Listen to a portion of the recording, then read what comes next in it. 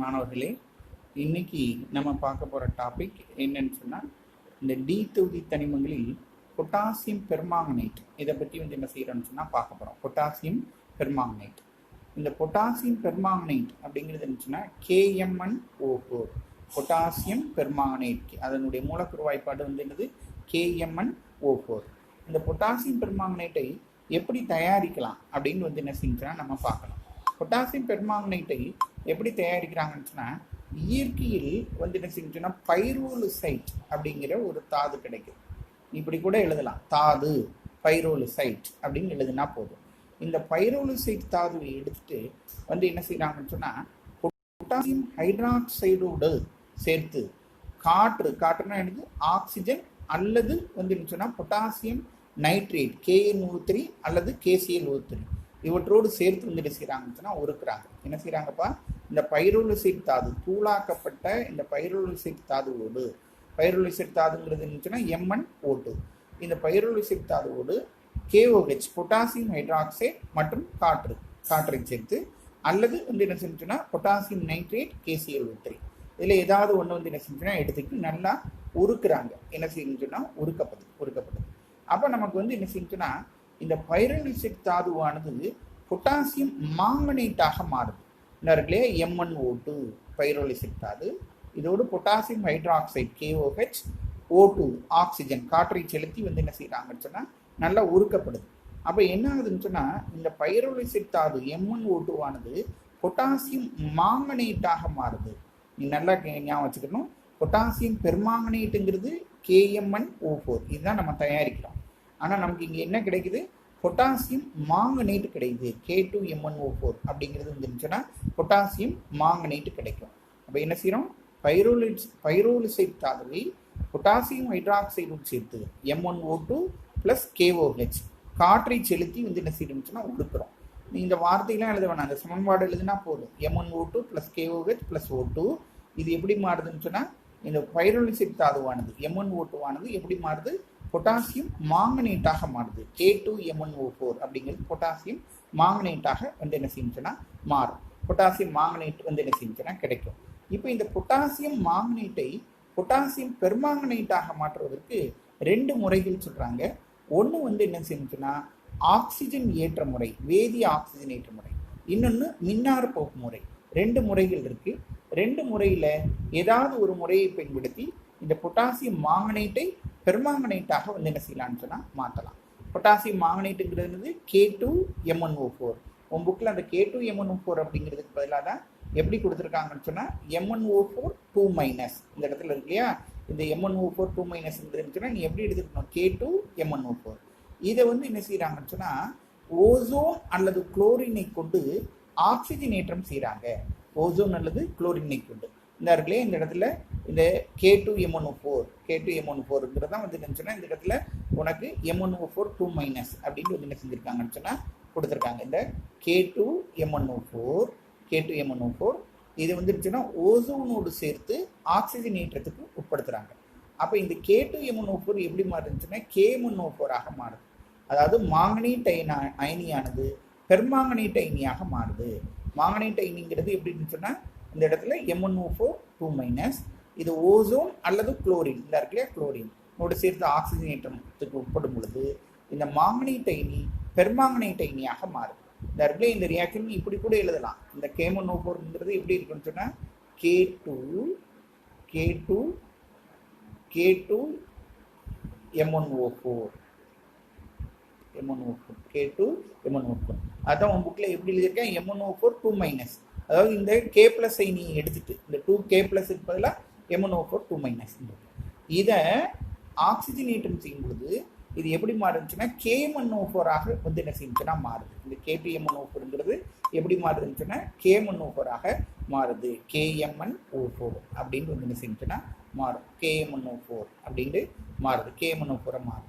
அதுதான் உன் புக்கில் எப்படி கொடுத்துருக்கேன், MnO4-, அதாவது மாங்கனேட் அயனி பெர்மாங்கனேட் அயனியாக என்ன செஞ்சுன்னா ஆக்சிஜனேற்ற முடியுது. இதை எப்படி கூட நீ எழுதலாம், K2MnO4 2 plus O3 plus H2O gives 2KMnO4- plus 2OH- அப்படின்னு 2KOH- 2KOH அப்படின்னு எழுதலாம். இந்த இடத்துல இது K2A1O4, இது K1O4, இது KOH அப்படின்னு வந்து என்ன செய்யலாம்னு சொன்னால் எழுதலாம், அல்லது இப்படி இருக்கிற மாதிரி எழுதலாம். அதே மாதிரி இந்த சமன்பாடும் அப்படிதான். எப்படி எழுதலாம்னு சொன்னால் மாங்கனேட், பொட்டாசியம் மாங்கனேட் அப்படின்னா K2M1O4 அப்படின்னு எழுதலாம். இங்கே பொட்டாசியம் பெர்மாங்கனேட் K1O4 அப்படின்னு எழுதலாம்.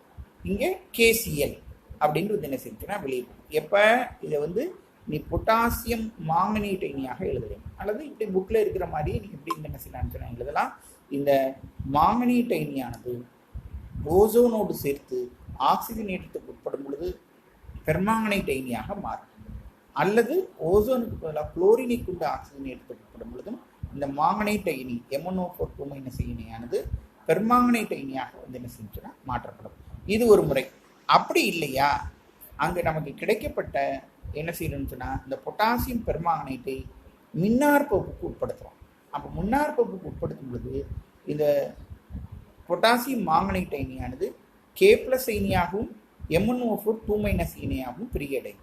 K+ அயனியாகவும் இந்த இடத்துல K+ அயனியாகவும் MnO4 அயனியாகவும் மின்னாற்பகுப்புக்கு உட்பட்டு பிரியடையும். அப்போ இந்த MnO4 அயனி நேர்மின்வாய்க்கு போய் எலக்ட்ரானை இழந்து MnO4 அயனியாக மாறும். அதாவது மாங்கனேட் அயனி பெர்மாங்கனேட் அயனியாக மாறும். இது மாங்கனேட் MnO4 மாங்கனேட் அயனி. இது வந்து நேர்மின்வாயில் எலக்ட்ரானை இழந்து எப்படி மாறும்னு சொன்னால் பெர்மாங்கனேட் அயனியாக மாறும். இப்படி ரெண்டு விதத்திலும் வந்து என்ன செய்யலாம்னு சொன்னால் இந்த பொட்டாசியம் மாங்கனேட்டை பொட்டாசியம் பெர்மாங்கனேட்டாக மாற்றலாம். அப்போ எப்படிப்பா பொட்டாசியம் பெர்மாங்கனேட்டை எப்படி தயாரிக்கிறது? பைரோலிசைட் தாதுவை எடுத்து, நம்ம ஏற்கனவே சொன்னோம் இல்லையா, போனதில் சொல்லும்போது என்ன இருந்துச்சுன்னா பைரோலிசைட் தாது MnO2 இதை KOHோடு சேர்த்து காற்றை செலுத்தி வந்து என்ன செய்யணும்னுச்சுன்னா வறுக்கிறோம், உருக்குறோம். அப்போ வந்து என்ன கிடைக்குச்சுன்னா பொட்டாசியம் மாங்கனேட் கிடைக்குது. பைரோலிசைட் தாது பொட்டாசியம் மாங்கனேட்டாக மாறும். இந்த பொட்டாசியம் மாங்கனேட்டை நம்ம வந்து என்ன செய்யணும்னு சொன்னால் ஆக்சிஜனேற்றத்துக்கு உட்படுத்துகிறோம். ரெண்டு முறை, ஒன்று வேதி ஆக்சிஜனேற்றம், இன்னொன்று வந்து என்ன செய்யணும்னா மின்னார் ஆக்சிஜனேற்றம். வேதி ஆக்சிஜனேற்றத்துக்கு உட்படும் பொழுது ஓசோன் அல்லது குளோரினை எடுத்துக்கலாம். அப்போ இங்கே மாங்கனேட் அயனி பெர்மாங்கனேட் அயனியாக மாறும். மின்னார் பகுதியின் போது இந்த பொட்டாசியம் பெர்மாங்கனேட்டு MnO4 அயனியாகவும், அதாவது மாங்கனேட் அயனியாகவும் K+ அயனியாகவும் பிரிகடையும். இந்த MnO4 அயனி நேர்மின்வாய்க்கு சென்று அங்கே வந்து என்ன செஞ்சுன்னா எலக்ட்ரானை இழந்து மாங்கனேட் அயனி பெர்மாங்கனேட் அயனியாக மாறும். இதுதான் பொட்டாசியம் பெர்மாங்கனேட்டை தயாரித்தல். இந்த பொட்டாசியம் பெர்மாங்கனேட்டினுடைய பண்புகள் அப்படின்னு பார்க்கும்போது பொட்டாசியம் பெர்மாங்கனேட்டுங்கிறது வேற ஒன்றும் இல்லை, அடர் இளம் சிவப்பு நிற படிகம். பொட்டாசியம் பெர்மாங்கனேட்டுங்கிறது அடர் இளம் சிவப்பு நிற படிகமாக வந்து என்ன செஞ்சுன்னா இருக்கு.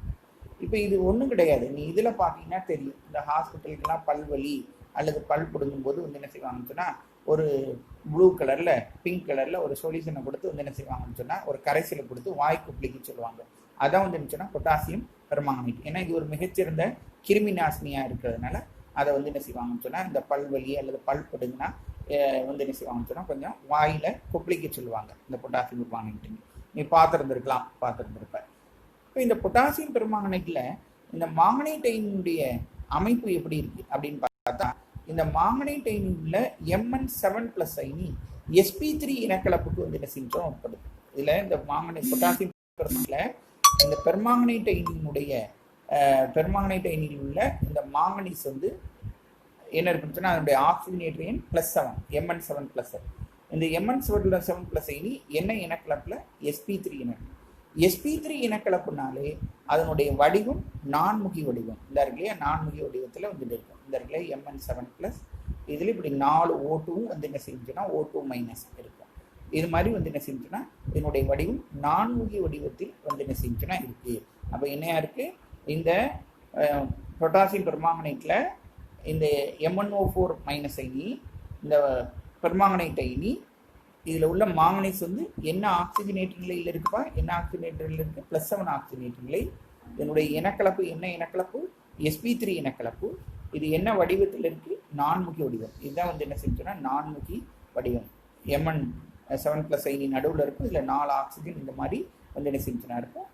அப்போ வந்து இதனுடைய +7 ஆக்சிஜனேற்ற நிலை, அதனால் இது பெர்மாங்கனேட் அயனியில் -1 ஆக்சிஜனேற்ற நிலையில் இது வந்து என்ன செஞ்சுனா இருக்கும். இதுதான் பொட்டாசியம் பெர்மாங்கனேட்டினுடைய வடிவம். இந்த பொட்டாசியம் பெர்மாங்கனேட்டினுடைய பண்புகள், வேதி பண்புகள் அப்படின்னு பார்க்கும்போது இந்த பொட்டாசியம் பெர்மாங்கனேட்டை வெப்பப்படுத்தினால் இது எப்படி மாறுதுன்னு சொன்னால் பொட்டாசியம் மாங்கனேட்டாக மாறும். வெப்பப்படுத்தும் போது பொட்டாசியம் பெர்மாங்கனேட் பொட்டாசியம் மாங்கனேட்டாக மாறும். நமக்கு தெரியும் பொட்டாசியம் பெர்மாங்கனேட்டுங்கிறது KMnO4. இதுதான் பொட்டாசியம் பெர்மாங்கனேட். இதை வெப்பப்படுத்தும் பொழுது K2MnO4. இது பொட்டாசியம் மாங்கனேட். அதோட மாங்கனீஸ் டை ஆக்சைடும் ஆக்சிஜனும் வெளியும். இது மாதிரிலாம் பொட்டாசியம் பெர்மாங்கனேட்டை வெப்பப்படுத்தினால் என்ன நிகழும் அப்படின்னு கேட்டால் வார்த்தைகள்லாம் எழுதுன்னு அவசியம் இல்லை. இந்த ஈக்குவேஷனை எழுதுனா போதும். இது பொட்டாசியம் பெர்மாங்கனேட் KMnO4 வெப்பப்படுத்துகிறோம். அப்போ என்ன கிடைக்குது? பொட்டாசியம் மாங்கனேட் K2MnO4 கிடைக்கும். ப்ளஸ் என்ன உருவாகுது? மாங்கனீஸ் டை ஆக்சைடு MnO2 கிடைக்குது. ஆக்சிஜன் வந்து என்ன செஞ்சுன்னா வெளியேறும். இதான் வந்து இது வெப்பப்படுத்தினால் என்ன நிகழும் அப்படிங்கிறது என்னச்சுன்னா வெப்பத்தினால் ஏற்படக்கூடிய விளைவு. இந்த பொட்டாசியம் பெர்மாங்கனேட் கந்தக அமிலத்தோடு 2 வகையில் வந்து என்ன செஞ்சுன்னா விளைவு. இப்போ பார்த்தீங்கன்னா வந்துருந்துச்சுன்னா இந்த பொட்டாசியம் பெர்மாங்கனேட்டை குளிர்ந்த அடர்கந்தக அமிலத்தோடு இந்த H2SO4 அடர்கந்தக அமிலம் குளிர்ந்த கந்தக அமிலத்தோடு வினைப்படுத்தும் பொழுது இது மாங்கனீஸ் ஹெப்டாக்சைடை கொடுக்குது. ஹெப்டானா 7 ஆக்சிஜன் உள்ள வந்து என்ன செஞ்சுன்னா ஆக்சைடை கொடுக்குது. Mn2O7. இதுக்கு பேர் தான் என்ன பண்ணுச்சுன்னா மாங்கனீஸ் ஹெப்டாக்சைடை கொடுக்கும். இந்த மாங்கனீஸ் ஹெப்டாக்சைடு வந்து என்ன செஞ்சுன்னா தாமாகவே சிதைவடைந்து மாங்கனீஸ் டை ஆக்சைடாகவும் ஆக்சிஜனாக மாறும். அப்போ வந்து என்ன செஞ்சுன்னா இது சிதைவடையும் பொழுது என்ன செஞ்சுன்னா நல்லா தொடர்ச்சியாக சிதைவடையும் பொழுது நல்ல வெப்பம், அதாவது தீப்பிடித்து எரியிற மாதிரி வந்து என்ன செஞ்சுன்னா இது மாறும். தீப்பிடித்து வந்து என்ன செஞ்சுன்னா எரியும். இந்த இடத்துலயே நம்ம பார்க்குறோம்னப்பா தொடர்ச்சியாக வெடிக்கும் தன்மையோடு வந்து என்ன செஞ்சுன்னா சிதைவடையும். இந்த நான் ஏற்கனவே நம்ம சொன்ன மாதிரி என்ன இருக்குன்னு சொன்னால் இந்த பொட்டாசியம் பெர்மாங்கனேட் குளிர்ந்த அடர்கந்தக அமிலத்தோடு வந்து என்ன செஞ்சுன்னா வினைப்படுத்தும் பொழுது Mn2O7 ஹெப்டா ஆக்சைடு 7 ஆக்சைடு இருக்கு. Mn2O7 மாங்கனீஸ் ஹெப்டாக்சைடு கொடுக்கும். இந்த பொட்டாசியம் இந்த சல்பேட் எடுத்துட்டு KHSO4 பொட்டாசியம் பைசல்பேட்டா மாறிடும். இந்த Mn2O7 தானாகவே சிதைவடைந்து வெடிக்கும் தன்மையுடன் வந்து என்ன செஞ்சுன்னா சிதைவடைந்து MnO2ஐயும் ஆக்சிஜனையும் தரும். அதனால தான் வந்து என்ன செஞ்சுன்னா இதை வந்து ஏதாவது இந்த கந்தக அமிலத்தோட பொட்டாசியம் பெர்மாங்கனேட்டை சேர்த்தா தீப்பிடிச்சு எரிய ஆரம்பிச்சிடும். இந்த மாதிரி சின்ன உருண்டையை தட்டி ஏதாவது கூரையில் போட்டால் தீப்பிடிச்சு செஞ்சுருந்துச்சுன்னா எரிஞ்சிடும் பொட்டாசியம் பெர்மாங்கனேட். அதே மாதிரி வெடிக்கும் தன்மையுடையதாகவும் வந்து என்ன செஞ்சுன்னா இருக்குது. தீப்பிடிக்கிறதுக்கு, தீ கொளுத்துறதுக்கு இதை பயன்படுத்தலாம். இப்போ நல்ல விஷயத்துக்கு இப்போ இந்த மாதிரி வந்து என்ன செஞ்சுன்னா பொட்டாசியம் பெர்மாங்கனேட்டை குளிர்ந்த அடர்கந்த அமிலத்தோடு இணைப்படுத்தும் பொழுது Mn2O7 மாங்கனீஸ் ஹெப்டாக்சைடு கிடைக்குது. இந்த மாங்கனீஸ் ஹெப்டாக்சைடு தாம் சிதைவடைந்து வெடிக்கும் தன்மையுடன் சிதைவடைந்து இந்த இடத்துல நான் ஏற்கனவே சொன்ன மாதிரி வெடிக்கும் தன்மையுடன் சிதைவடைந்து MnO2ஆக வந்து மாறுது. இது வந்து என்னது? குளிர்ந்த அடர்கந்த அமிலத்துடன் இது சூடான அடர்கந்த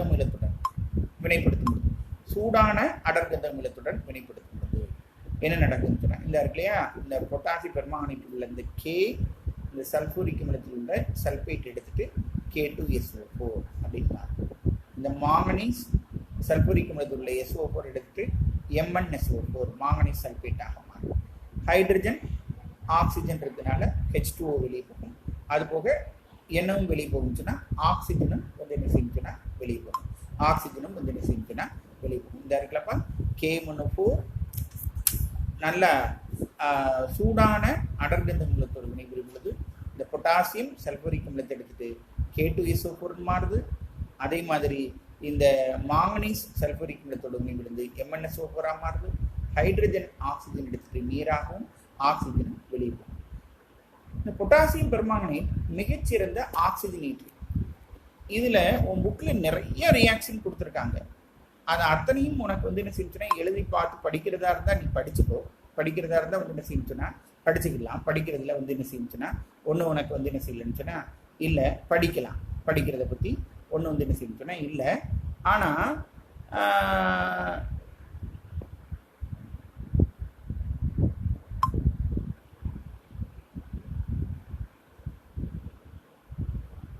எழுதி பார்த்து வந்து என்ன செய்யுச்சுன்னா படிக்கிறதை பற்றி வந்து என்ன செய்யுச்சுன்னா ஒன்றும் இல்லை. ஆனால் உனக்கு வந்து என்ன செய்யுன்னு சொன்னால் இந்த இதை சில விஷயங்கள் மட்டும் நான் வந்து என்ன செய்யறேன்னு சொன்னால் உனக்கு சொல்கிறேன். அதை எப்படி இது பண்ணுறது அப்படிங்கிறத வந்து என்ன செய்யுச்சுன்னா அதை மட்டும் ஞாபகம் வச்சுக்கோ. நிறைய ரியாக்ஷன் இருக்குது, அதை மட்டும் வந்து என்ன செய்யுச்சுன்னா ஞாபகம் வச்சுக்கிட்டு படித்தா வந்து என்ன செய்யுச்சுன்னா போதும். அதை மட்டும் ஞாபகம் வச்சுட்டு படித்தா வந்து என்ன செய்யுச்சுன்னா போதும். எப்படி அப்படிங்கிறத வந்து என்ன செய்யுச்சுன்னா பார்ப்போம். இது 3 ஊடகங்களில் நடுநிலை ஊடகம், கார ஊடகம், அமில ஊடகங்கள், இது 3லையுமே வந்து என்ன செய்யுச்சுன்னா ஆக்சிஜனேட்டரியாக செயல்படுது. ஆக்சிஜனேட்டரினா என்ன அர்த்தம்? இது ஒடுக்கமடையும் மற்ற பொருள்களை ஆக்சிஜனேற்றம் அடைச்சு. இதில் இதை மட்டும் நீ வந்து என்ன செஞ்சுன்னா நல்லா ஞாபகம் வச்சுக்கோ. என்னன்னு சொன்னால் இந்த பொட்டாசியம் பெர்மாங்கனேட் நடுநிலை ஊடகத்தில் 3 எலக்ட்ரானை ஏற்றுக்கொள்ளும். இதை மட்டும் ஞாபகம் வச்சுக்கோ. நடுநிலை ஊடகத்தில் இது வந்து என்ன செஞ்சுன்னா 3 எலக்ட்ரானை, இந்த பொட்டாசியம் பெர்மாங்கனேட்டுக்கு இதில் MnO4 மைனஸ்ன்னு எழுதுறாங்க. நடுநிலை ஊடகம் நீர் ஒரு நடுநிலை கரைசல். நடுநிலை ஊடகத்தில் இது 3 எலக்ட்ரானை ஏற்றுக்கொண்டு MnO2ஆக மாறும். அதாவதுப்பா இந்த பொட்டாசியம் பெர்மாங்கனேட்டில் மாங்கனீஸுக்கு ஆக்சிஜனேட்டரையும் எவ்வளோன்னு சொன்னால் +7. இது 3 எலக்ட்ரானை ஏற்றுக்கிட்டு MnO2ஆக மாறும். இங்கே மாங்கனீஸுக்கு ஆக்சிஜனேட்டங்களை +4. 3 எலக்ட்ரானை ஏற்றுக்கிடுச்சு. எலக்ட்ரானுங்கிறது -1. 3 எலக்ட்ரானுங்கில் எத்தனை 3- இங்கே போயிடுச்சுன்னா இது 4+ அப்படின்னு மாறும். அப்போ MnO4ல் மாங்கனீஸுக்கு +7 ஆக்சிஜனேட்டங்களை இது நடுநிலை ஊடகத்தில் என்ன செய்யுச்சுன்னா 3 எலக்ட்ரான்களை வந்து என்ன செய்யுச்சுன்னா இது ஏற்றுக்கொண்டு எப்படி மாறும்? MnO2 அப்படின்னு மாறும். இங்கே மாங்கனீஸுக்கு ஆக்சிஜனேட்டரின் +4. அப்போ நடுநிலை ஊடகத்தில் இது எல்லா ஊடகத்திலையுமே நடுநிலை ஊடகம், கார ஊடகம், அமில ஊடகம் எல்லாத்துலேயுமே இது ஆக்சிஜனேட்டரியாக செயல்படும். நடுநிலை ஊடகத்தில் 3 எலக்ட்ரானை ஏற்றுக்கொண்டு ஆக்சிஜனேட்டரியாக வந்து என்ன செய்யுச்சுன்னா செயல்படுது. அந்த MnO4 மைனஸானது MnO2ஆக மாறும். +7 ஆக்சிஜனேட்டர் நிலையிலிருந்து +4 ஆக்சிஜனேட்டர் நிலையாக வந்து என்ன செஞ்சுன்னா மாறும். இது எந்த ஊடகத்தில்? நடுநிலை ஊடகம். இது கார ஊடகம். கார ஊடகம்னா என்னதுப்பா? சோடியம் ஹைட்ராக்சைடு அல்லது பொட்டாசியம் ஹைட்ராக்சைடு போன்ற உலோக ஆக்சைடுகளின் நிலையும் இது வந்து ஆக்சிஜனேட்டரியாக செயல்படும். அப்போ இது ஒரே ஒரு எலக்ட்ரானை மட்டும் வந்து என்ன செஞ்சுன்னா ஏற்றுக்கொள்ளும்.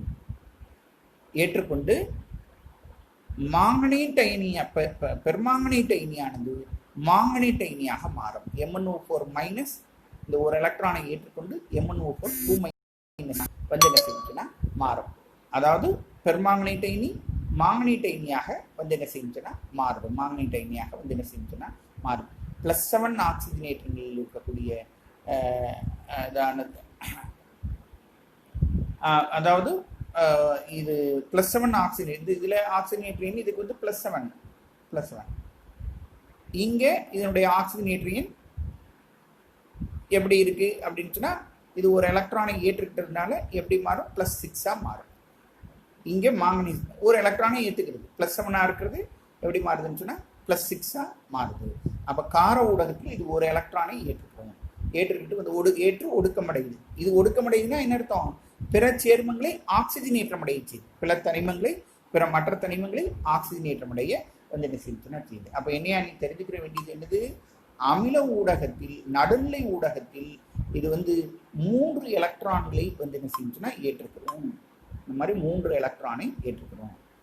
இது கார ஊடகமாக இருந்தால் இது வந்து என்ன செஞ்சுன்னா ஒரே ஒரு எலக்ட்ரானை மட்டும் வந்து என்ன செஞ்சுன்னா ஏற்றுக்கிறோம். ஒரு எலக்ட்ரானை ஏற்றுக்கிறோம். இதான் நம்ம தெரிஞ்சுக்கிற வேண்டியது. இது அமில ஊடகமாக இருந்தால் இது வந்து என்ன செஞ்சுன்னா அமில ஊடகமாக இருக்கும் பொழுது 3 எலக்ட்ரான்களை இது வந்து என்ன செஞ்சுன்னா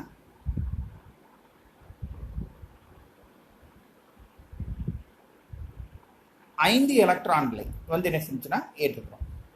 அதாவது நடுநிலை ஊடகத்தில் இது வந்து என்ன செஞ்சுன்னா 3 எலக்ட்ரானை ஏற்றுக்கிறது. கார ஊடகத்தில் வந்து என்ன செஞ்சுன்னா ஒரே ஒரு எலக்ட்ரானை ஏற்றுக்கிறது. அமில ஊடகத்தில் இது வந்து என்ன செஞ்சுன்னா இந்த மாதிரி எத்தனை எலக்ட்ரான்களை? 5 எலக்ட்ரான்களை ஏற்றுக்கிறது. MnO4 minus potassium permanganate Mn2+ அயனியாக மாறும். நான் ஏற்கனவே சொன்ன மாதிரி இதில் +7 ஆக்சிஜனேட்டர்கள். இது 5 எலக்ட்ரானை ஏற்றுட்டு +2ஆக மாறும். இந்த மாங்கனீஸ் 5 எலக்ட்ரானை ஏற்றுக்கிறது. இது எந்த ஊடகத்தில்? அமில ஊடகத்தில். அப்போ நீங்கள் தெரிஞ்சுக்கிற வேண்டியது என்னன்னு சொன்னால், அமில ஊடகத்தில் 5 எலக்ட்ரானை ஏற்றுக்கிட்டு பிற சேர்மங்களை ஆக்சிஜனேற்றம் அடைய செய்து, அதே நேரத்தில் கார ஊடகத்தில் ஒரே ஒரு எலக்ட்ரானை மட்டும் ஏற்றுக்கிட்டு பிற தனிமங்களை ஆக்சிஜனேற்றம் அடைய செய்து, இது நடுநிலை ஊடகத்தில் 3 எலக்ட்ரானை இது என்ன செஞ்சுன்னா ஏற்றுக்கிறது. இதில் பேயரின் காரணி என்றால் என்ன அப்படின்னு ஒரு கேள்வி உனக்கு என்ன செய்யலான்னு சொன்னால் கேட்கலாம். பேயரின் காரணினா என்ன அப்படின்னு என்ன செய்யலான்னு சொன்னால் கேட்கலாம். குளிர்ந்த நீர்த்த காரம் கலந்த பொட்டாசியம் பெர்மாங்கனேட், இதுக்கு பேர் தான் பேயரின் காரணி. 1 வேர்டில் 2 மார்க்கில் கேட்கலாம். பேயரின் காரணி என்றால் என்ன? குளிர்ந்த நீர்த்த காரம் கலந்த பொட்டாசியம் பெர்மாங்கனேட், இதுக்கு பேர் தான் என்ன பேருன்னு சொன்னால் பேயரின் காரணி அப்படின்னு என்ன செஞ்சுன்னா பேர் பேயரின் காரணி. இதை மட்டும் நீங்கள் ஞாபகம் வச்சுட்டா போதும். உங்கள் புக்கில் நிறைய ரியாக்ஷன்ஸ் என்ன செஞ்சுருக்காங்கன்னு சொன்னால் கொடுத்துருக்காங்க. அதில் நீ ஞாபகம் வச்சுக்கிற வேண்டியது ஆக்சிஜனேற்ற பண்புல அது என்னப்பா, நடுநிலை ஊடகமாக இருந்தால், நீர் போன்ற நடுநிலை ஊடகமாக இருந்தால் 3 எலக்ட்ரானை ஏற்றுக்கொள்ளும்.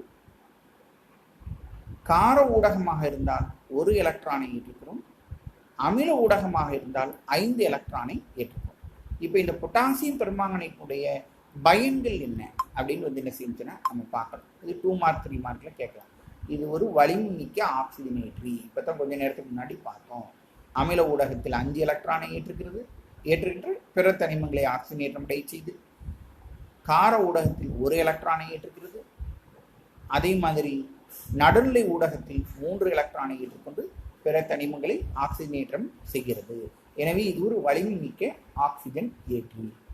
அப்புறம் நான் ஏற்கனவே சொன்னலையா, தோல் தொற்றுகள் மற்றும் கால்களில் ஏற்படும் பூஞ்சை தொற்றுகள், அந்த அந்த பொட்டாசியம் பெர்மாங்கனேட் ஹாஸ்பிட்டலுக்கு போனால் ஒரு மாதிரி பிங்க் கலரில் ஊதா கலரில் உள்ளதை காலில் தடவி விடுவாங்க.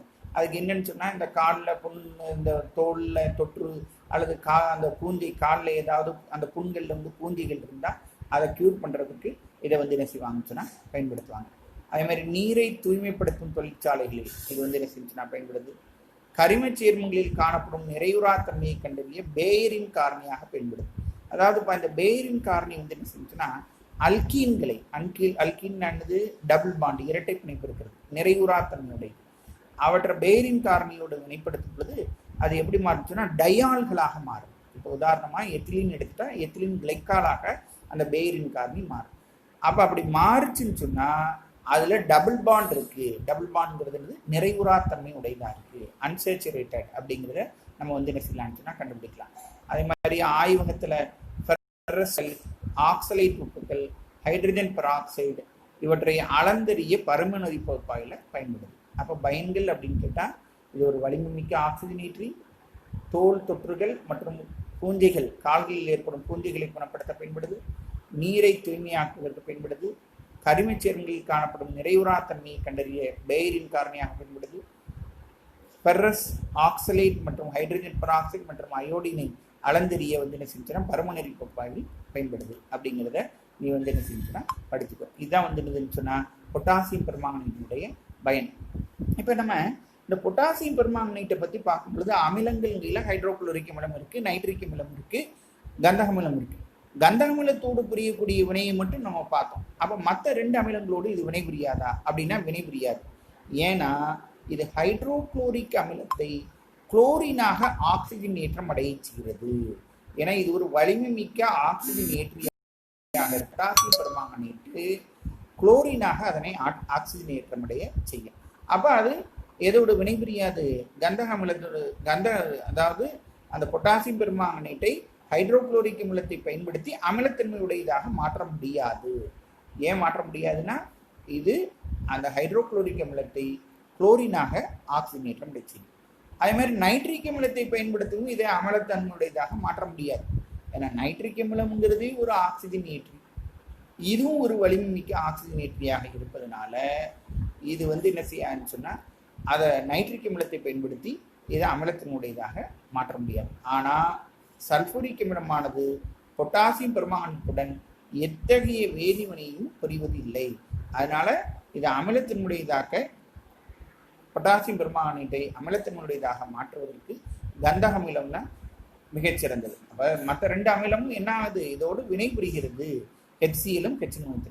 ஆனால் H2SO4 வினைபுரியாது. அதனால அதை அமிலத்தன்மையாக்குவதற்கு எதை பயன்படுத்தலாம்? H2SO4-ஐ பயன்படுத்தலாம். அப்புறம் இதனுடைய சமான நிறை என்ன அப்படின்னு பார்க்கணும். நமக்கு சமான நிறைனா என்ன அப்படிங்கிறது 11th நம்ம படிச்சிருந்திருப்போம். மூலக்கூறு நிறை பை பரிமாறப்படும் எலக்ட்ரான்களின் மோல்களின் எண்ணிக்கை அப்படின்னு 11th படிச்சிருந்திருப்போம். ஒரு சேர்மத்திற்கு சமான நிறை கண்டுபிடிக்கணும்னா அதிலும் பொதுவாக ஆக்சிஜன் ஏற்றிகளின் சமான நிறை 11th படிச்சிருந்திருப்போம். ஆக்சிஜன் ஏற்றிகளுடைய சமான நிறையை கணக்கிடுறதுக்கு அந்த ஆக்சிஜன் ஏற்றிகளுடைய மூலக்கூறு நிறை பை பரிமாறப்படும் எலக்ட்ரான்களின் மோல்களின் எண்ணிக்கை இதுதான் வந்து. இப்போ பார்த்தா இதை பொறுத்தளவில் இது ஒரு ஆக்சிஜனேற்றி. ஆனால் ஊடகத்தை பொறுத்து இது பரிமாறக்கூடிய எலக்ட்ரான்களுடைய எண்ணிக்கை மாறுபடுது. கொஞ்ச நேரத்துக்கு முன்னாடி தான் சொன்னோம். அமில ஊடகம் 5 எலக்ட்ரானை பரிமாறும். நடுநிலை ஊடகத்தில் வந்து என்ன செஞ்சுன்னா 3 எலக்ட்ரானை பரிமாறும். கார ஊடகத்தில் வந்து என்ன 1 எலக்ட்ரானை பரிமாறும். அப்போ இது ஊடகத்தை பொறுத்து இதனுடைய சமான நிறை வந்து என்ன செஞ்சுன்னா மாறுபடுகிறது. 3 ஊடகத்தை பொறுத்தும். இப்போ அது என்ன அப்படிங்கிறத நம்ம வந்து என்ன செஞ்சுன்னா பார்ப்போம். இப்போ பாரு, இது இதனுடைய சமான நிறை அமில ஊடகத்தில் இதனுடைய சமான நிறை என்ன அப்படின்னு பார்க்கும்போது K3O4 மூலக்கூறு நிறை பை பரிமாறப்படும் எலக்ட்ரான்களின் எண்ணிக்கை. K3O4 மூலக்கூறு நிறை 158. அமில ஊடகத்தில் இது எத்தனை எலக்ட்ரானை? 5 எலக்ட்ரானை பரிமாறுது. அப்போ இதனுடைய சமான நிறை எவ்வளோ வந்துச்சுன்னா 158/5 31.6. 31.6. அமில ஊடகத்தில் பொட்டாசியம் பெர்மாங்கனேட்டின் சமான நிறை 31.6. இது கார ஊடகத்தில் பார்த்தோம்னா இங்கே பரிமாறப்படும் எலக்ட்ரான்களுடைய எண்ணிக்கை 1, மோல்களின் எண்ணிக்கை 1. நம்ம ஏற்கனவே சொன்ன மாதிரி மூலக்கூறு நிறை 158, பரிமாறப்படும் எலக்ட்ரான்களுடைய எண்ணிக்கை கார ஊடகத்தில் 1. அப்போ கார ஊடகமாக இருந்தால் என்னுடைய சமான நிறை 158 அப்படிங்கிறது. இதே இது நடுநிலை ஊடகமாக இருக்கும் பொழுது அது 3 எலக்ட்ரானை பரிமாறும். அப்போ அதனுடைய மூலக்கூறு நிறை பை 3 52.67 அப்படிங்கிறது. இப்போ அமில ஊடகத்தில் 31.6, கார ஊடகத்தில் 158, நடுநிலை ஊடகத்தில் 52.67 அப்படிங்கிறது என்ன சொன்னால் இதனுடைய சமான நிறை அப்படிங்கிறத நம்ம வந்து என்ன செஞ்சுன்னா ஞாபகம் வச்சுக்கணும். அடுத்த டாப்பிக்கு நம்ம இதோட டி தொகுதி தனிமங்கள் இடைநிலை தனிமங்கள் முடிஞ்சிருச்சு. நம்ம F தொகுதி தனிமங்கள் அல்லது உள் இடைநிலை தனிமங்களை பற்றி அடுத்த கிளாஸ்ல நம்ம வந்து என்ன செஞ்சோம்னா பார்ப்போம். நல்லா படிச்சுட்டு வாங்க.